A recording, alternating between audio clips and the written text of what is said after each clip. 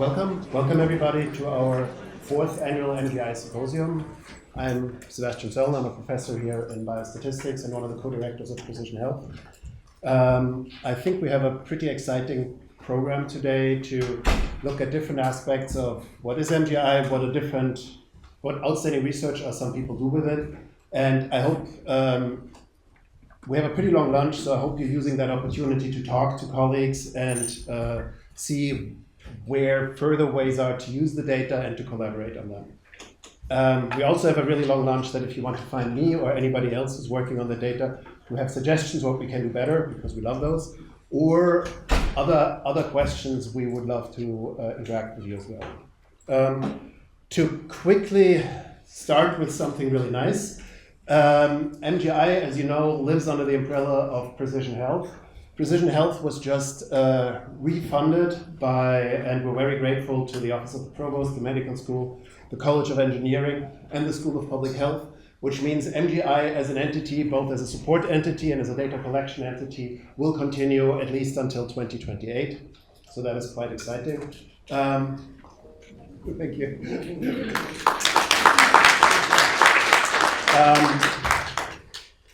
In that period, we're going to continue what we've been doing so far, which is we're going to make as much of the medical records that are available in the med school available to researchers all over campus. We're also trying to enrich them with data that is not part of the medical records, and we're trying to make those as broadly useful as possible.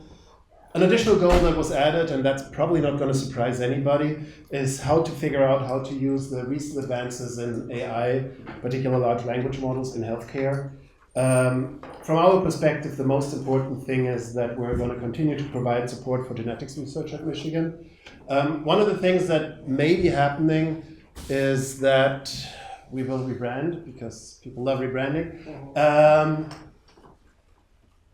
One of the concerns with the rebranding was that the genetics community might not feel included in a new name. One thing that was floated was Center for Advanced Computational Health. I'm under the impression that as long as we keep the name Michigan Genomics Initiative, we don't care too much what the umbrella is named. If anybody feels differently, please let me know, because the last thing we want to do with any rebranding is to push people away, right? But yeah. Okay, so just a quick reminder of what MGI is, right? MGI combines electronic medical records with genotyping data. One thing that I like a lot, because I don't like dealing with IRB, is that a big part of the medical records have been fully de-anonymized, which means you're going from month-long IRB process to 1 or 2 weeks often to get access to the data, which I think helps. Our free 7 that you're going to hear about in a minute is now 90,000. It will be 90,000 individuals. Right now we're about 80,000 individuals. And we're right now genotyping on the order of 6,000 to 8,000 people per year, which means in 2028 we're going to have over 110,000 genotyped individuals. And just a reminder, everybody, access to all of this data, including the support, is utterly free. You can just talk to us and we will get you to the data. We also provide analysis support. The first one is simply, if genetics is a little bit scary to you, or you're trying to do something new with genetics, we will try to get your analysis started. We're trying to get you in the right direction. If you have a basic analysis, we'll even run it for you. To make that easier, we're not just giving you the raw genotype data. We have augmented it. You can get the top meta-imputed data from us. We have called star alleles, we've called HLA. And if you have a great idea what other augmentation multiple people might like, we're happy to do that centrally as well. We also have Encore, which is a computation server where all the data and the appropriate models are downloaded. All you need to do is upload your phenotype file, and the GWAS will be run for you. So you don't ever need to touch the huge genetic data files if you don't have the capacity, or if you just don't want to. And finally, if you just want to get a basic idea what's out there, what does the signal look like without careful refining of phenotypes, you can always look at our pHEWeb and thus get an idea about what the first pass analysis would look like without needing to do anything yourself as well. All of these resources, I'm happy to say, have had some pretty good research impact. So we're stabilizing at about 25 to 30 papers every year that use MGI resource, which is great. Love it to be more. But what's also satisfying is that they are typically published in pretty high impact journals. As you can see here on the right, there's a nice list of the top journals where our work is typically published. What is almost, or probably even more important, is we're also now trying to have a medical impact with our genetic data. There has been an amazing paper by Amy Pasternak last year that looked at the pharmacogenetic variants in our individuals and then at the prescription history of those individuals. And what she showed is that 12% of all prescriptions should have been modified by the pharmacogenetics. 36% of all prescriptions over the course, initially, right when they was prescribed, 36% should have been modified somewhere in the course of the prescription, which is a huge number, and I think we can do better there. Similarly, we right now, with a very conservative count, have a little over 2,000 heterozygous carriers of a loss of function variant in one of the ACMG or very well-known cancer genes. And again, those are people where knowing the genotype can be life-changing for those individuals. So we're working on, right now we're working on how can we actually do precision medicine, how can we actually use genetic information, genome-wide genetic information in the clinic. I was very liberal with the we. Of course, I'm doing very little of all of that. These are the people who are doing the actual work. And I want to particularly emphasize, so we have outstanding faculty that helps us think through what we ought to be doing, which is Mike and Sean. But the actual work gets done primarily by Emily and Brett. If you have interacted with us at all, you will know they are both awesome. They will be really thorough and very careful and will really help you with pretty much any question you have. We also have Snehal, who helps us do all this complicated computational infrastructure, without which we also couldn't do what we're doing. Okay, with this, I'm going to hand off the microphone to Sean. Because we have done a member engagement, we wanted to use a couple of minutes just to give you an idea what has happened. Okay, thank you so much, Sebastian. So a critical mission of MGI is to actively engage with members. And as part of that, we carried out extensive research interviews with MGI researchers during the spring of this year. So specifically, we first conducted one-to-one meetings with over a dozen individual Michigan Genomics Initiative researchers during March to April. The goal of this research interview was to understand their research directions and how they are making use of the MGI data, but more importantly, try to identify their specific needs regarding to the future priorities of MGI. And one part of that was to try to see what their insights and feedbacks might be on addition of new type of genetic and genomic data to MGI. And after this extensive interviews from March to April, we then organized a large group meeting in April to synthesize the gathered information, try to refine ideas, and eventually we presented a summary and strategic recommendations to the precision health leadership during the month of May. And certainly all of that was not possible without help from Janet and Emily, who are both over here today. And so here's this list of over a dozen researchers that we have conducted interviewed with. And due to time constraints, certainly we recognize this is only represent a small portion of the MGI researchers. So we would love to hear really back from all of you guys on what type of feedbacks or suggestions you have in terms of the future of MGI. So through these interviews, we learned a lot. So we found that all those researchers are making active use of MGI. So you guys are using the imputed genetic data. You guys are also using the inferred star alleles for researches on various diseases and pharmacogenetics. And also you guys are accessing clinical data through de-identified and PHI databases and conducting GWAS to discover genetic associations and also perform risk stratifications. And importantly, many of you are also helping in the MGI partner studies to collect this new data and collect the new genotype data in order to make MGI even a larger and better resources. And a lot of MGI researchers tell us that the unique strength of MGI is that we have this primary single health system and patient population. So as a result, we have many unique and enriched disease and phenotypes that are not readily available from other similar sort of cohort studies. And in addition to that, our MGI data makes it very easy to perform confirmatory genetic testing in clinic locally at Michigan Medicine to inform treatment plans.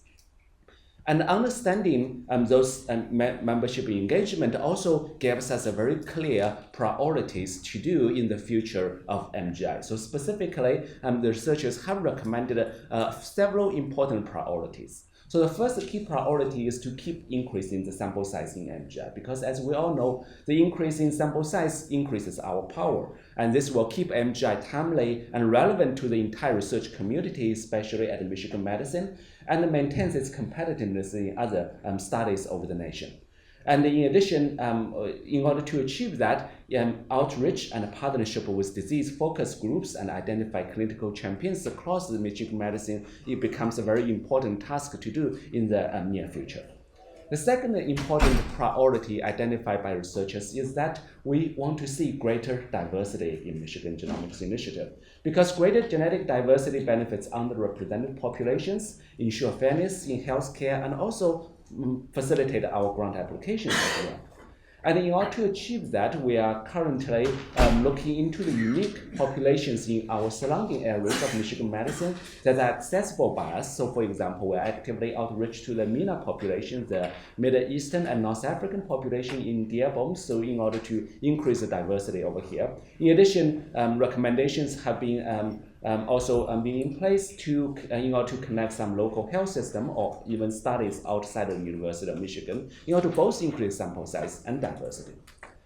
And a critical component we identify through this engagement is that almost all of those researchers mentioned that we want to see new data types. In particular, we want to see new whole genome sequencing and whole exon sequencing data.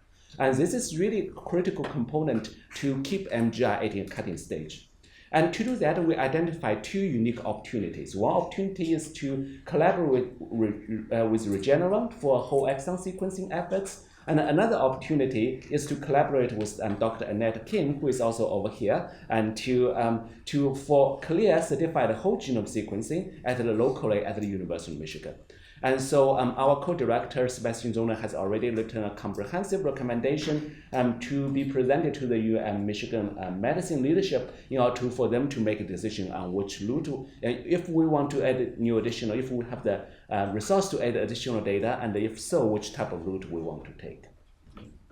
And in addition to all that, there are also multiple other priorities that emerged from those interviews. So this include conducting recontact study in diverse populations. So this recontact study, you will actually hear more this morning from multiple talks after our this short session.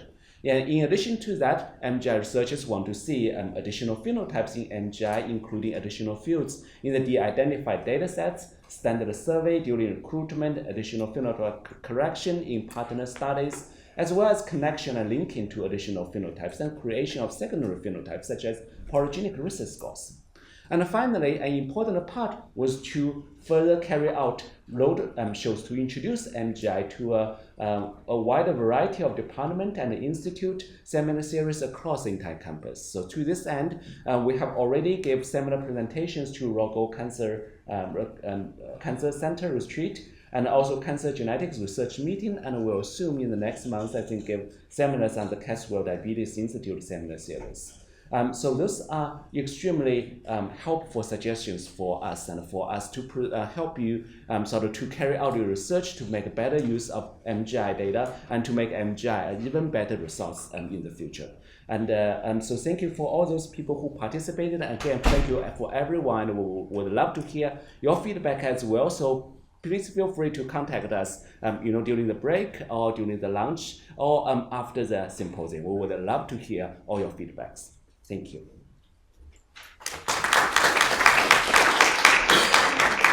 So our next talk is from Brad, and he's going to tell us our new exciting genetic data phase 7. Thanks, Sean. Hi, so I do the genotype QC for Michigan Genomics Initiative, and I work on the preparation of data freezes. And today I'm going to talk about our upcoming data freeze, data freeze 7. And so data freeze 7 adds approximately over 8,400 new participants So what this plot is showing is just the number of freezes that we've had over time and the number of participants in each freeze. And so we add usually somewhere in the order of 5,000 to 10,000 samples with each freeze, so we're kind of within that range. The total number of participants in the freeze is just shy of 8,900, and the estimated release date is March 2025. So we've done the sample-wise QC. We know what participants are going to be in the freeze. We're still working on curating the genotypes, which takes a couple months. But since we know who's going to be in the freeze, we have some demographic information, some EHR information on those participants. We can kind of get an idea of what does this freeze look like in terms of those variables. And so what this slide is doing is showing what studies are represented in the freeze. And so the majority of samples in freeze 7 are gotten from MGI ACE, which is MGI anesthesiology collection efforts. So this is the bulk of MGI. These are participants that are recruited through anesthesiology. They're awaiting surgery. But then, as Sean mentioned, there are these other studies called partner studies, which are separate from MGI ACE. They have different recruiting strategies often. They're targeting different populations and will enrich for different phenotypes, usually because of that. So MyPact is one of our largest, or has been one of our largest partner studies, and it targets diverse participants with wearables data. MyPart is another large study that contributes to MGI, a more recent study that's been recruiting, and they recruit participants of varying age, gender identity, race, health status, in an attempt to sort of reflect the diversity of the United States. Prompt is a partner study that focuses on mobile technology and mental health care.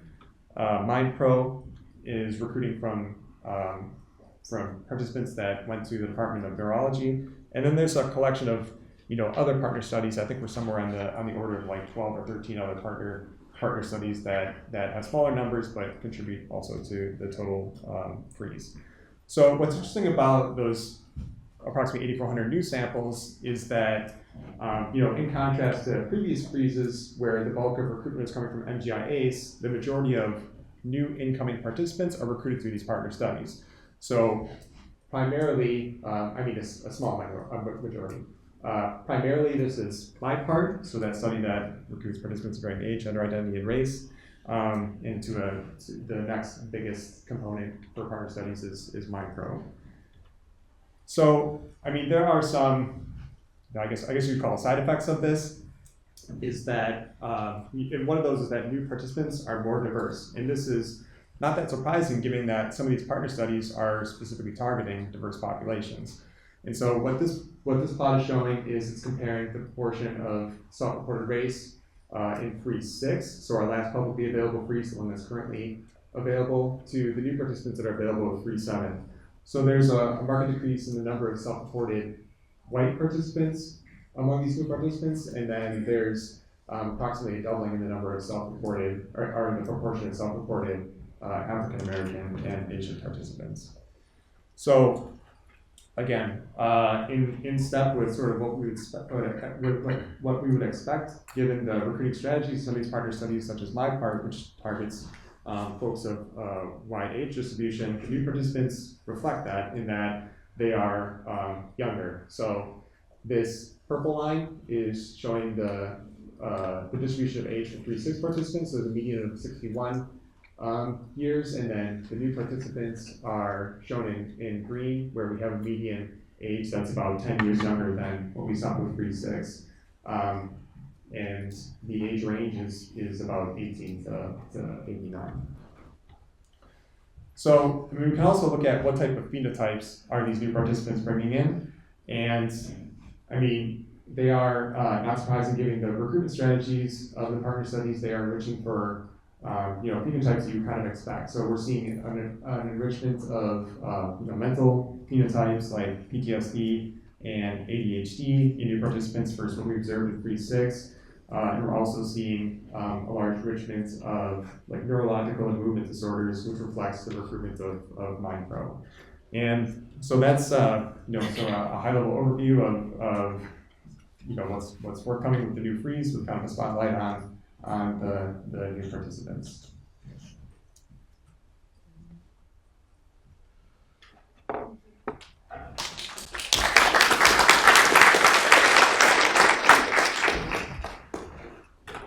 Hi, I'm Emily Bertuzzi-Richter. I'm going to talk a little bit about our FeeWeb, which Sebastian mentioned earlier. So the MGI FeeWeb, as Sebastian had mentioned, is an online resource that you can use to look through the genome-wide association studies that we've already run on our MGI data. And so a brief overview of how we do this is we take the EHR data from our participants. The latest update of the FeeWeb includes over 80,000 participants from FREE6.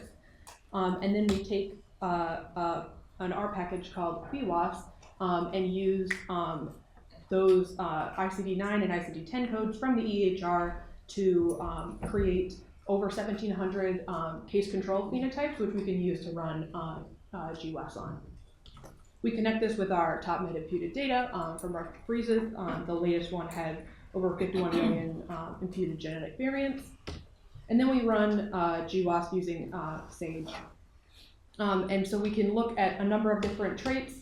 Like I said, we have about 1,700 traits in our FeeWeb. And excitingly, these are interactive plots, so you can look at the individual variants and then look at the phenome-wide association studies too.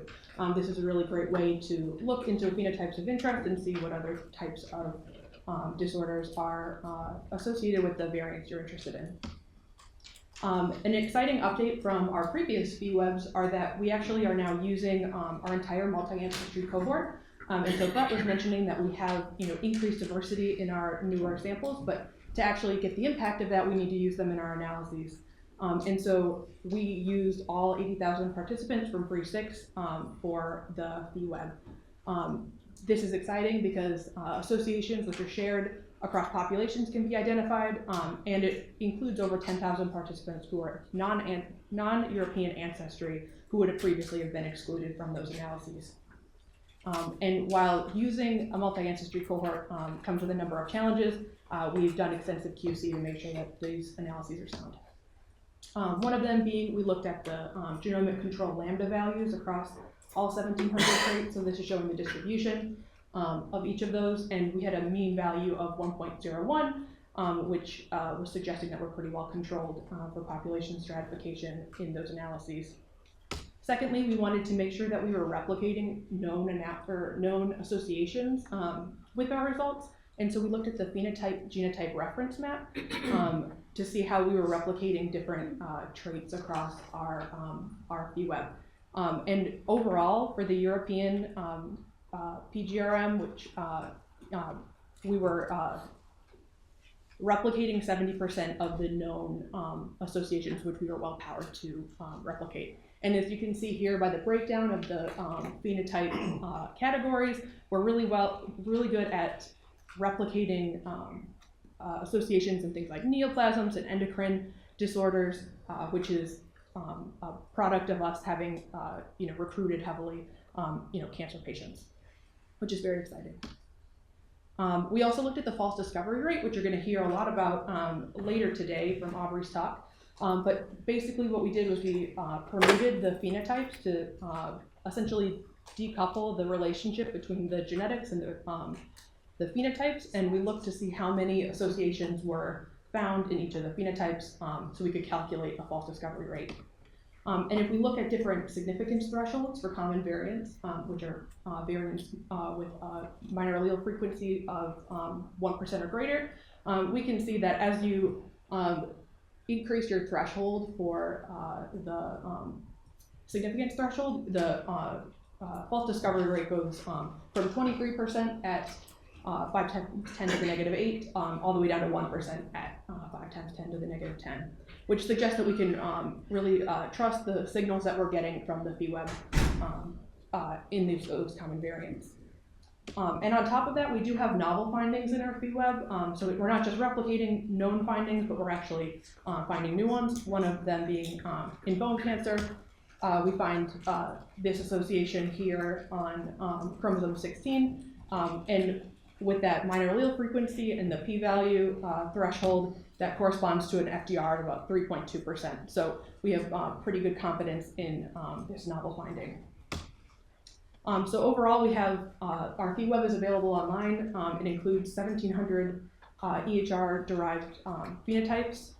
that we have GWAS available for. And you can actually also request those summary statistics by emailing phdatahelp@umich.edu. So thank you all for coming today. I think we have questions. So more generally, this is the email that you want to email. You want information about anything. If you want to get access to the data, if you want to get access to phenotype information, if you want help from Emily or from Brett or from the faculty as well, and Kathy Moran is your first point of contact there, who will help you deal with the phenotype information and the biobank part of it. Cool. As I said, please find any of us, of those pictures you've seen before, and you've also all seen most of us live right now, in the break if there's any other question you want to have. But the whole purpose here is to get to talk to you all. Okay.